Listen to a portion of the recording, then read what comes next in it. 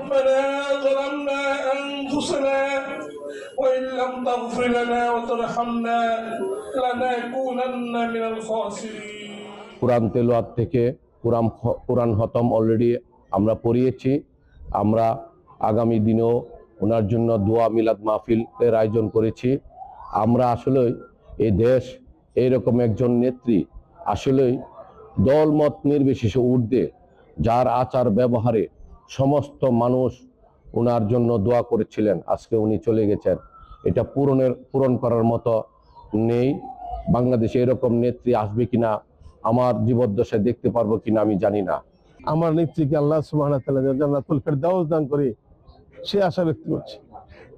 আপনারা জানেন আমাদের নেত্রী আপসী নেত্রী ছিলেন, গণতন্ত্রের মা ছিলেন, তিনবারের সাবেক প্রধানমন্ত্রী ছিলেন, অত্যন্ত সৎ নেত্রী ছিলেন। এই নেত্রীর শূন্যতা বাংলাদেশ জাতীয়বাদী দল কোনোদিনই পূরণ করতে পারবে না এবং সমস্ত বাংলাদেশে ব্যাপী আজকে সুখের ছায়া বসছে।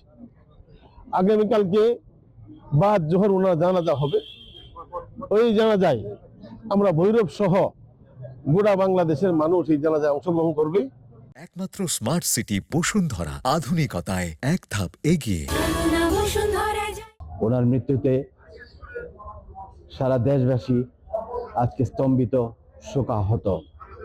ইতিমধ্যেই দলের পক্ষ থেকে 7 দিনের একটি শোক ঘোষণা করা হয়েছে, 7 দিনের কর্মসূচি ঘোষণা করা হয়েছে। সেই কর্মসূচির আলোকে ইতিমধ্যেই আমাদের ভৈরব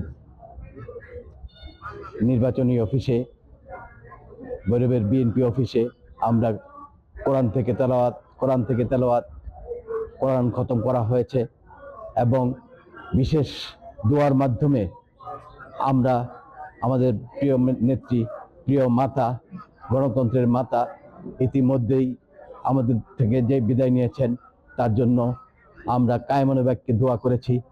আজকে ওনার মৃত্যুতে আমরা সারা দেশবাসী শোকাহত। আজ ইতিহাসের পরিসমাপ্তি হলো।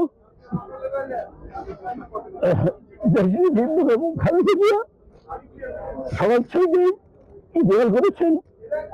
তার আগে দীর্ঘ প্রায় রাজনীতির প্রায় 38 বছর খালেদা জিয়া 30 সাল থেকে আরম্ভ করতে আজকে 25 সাল, সরি 42 বছর বুঝি আর কি একাধারে রাজনীতি করে আসছে।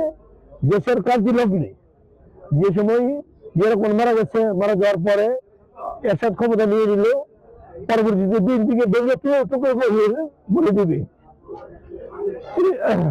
30 সালের এপ্রিলে বাজার মূল্য দেখা হয়েছিল। ডাক্তার মতিনের নেতৃত্বে এই তলিবাগ অঞ্চলকে যাতে বন্ধ হয়, বিএনপি না ভাঙে, এই খালেদা জিয়া 26শে মার্চ 30 সাল রাজনীতিতে প্রথম পদার্পণ করে শহীদ রাষ্ট্রপতির আকাঙ্ক্ষা দিয়ে এবং জাতীয় চিকিৎসকের ফুলের তোড়া দিয়ে ওই অনুষ্ঠানে আমি নিজে ছিলাম।